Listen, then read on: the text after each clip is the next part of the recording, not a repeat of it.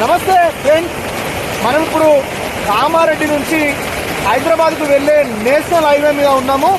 జంగంపల్లి వద్ద తీవ్రమైన వాతావరణ పరిస్థితుల వల్ల నిన్న రాత్రి నుంచి కురుస్తున్న భారీ వర్షాలకు నేషనల్ హైవే పూర్తిగా బ్లాక్ కావడం జరిగింది.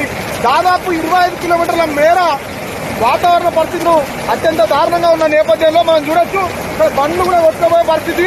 అత్యంత తీవ్రమైన పరిస్థితులలో కామారెడ్డి డిఎస్పీ గారు కూడా ఘటనా స్థలాన్ని పర్యవేక్షిస్తున్న దృశ్యాన్ని కూడా మనం చూడొచ్చు. జేసీబీతో ఆ నేషనల్ హైవేకి సంబంధించిన సిబ్బంది కూడా అంత క్లియర్ చేస్తున్నారు.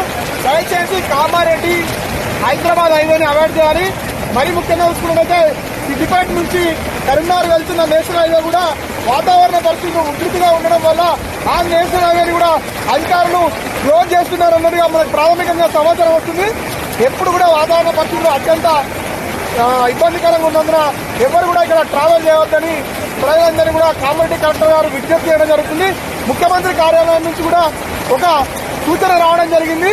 ఈ వాతావరణ పరిస్థితులు బాగాలేనందున దూర ప్రజలందరినీ బంద్ చేసుకొని ప్రజలంగా ఇళ్లలో ఉండాల్సిందిగా కోరుతున్నాము.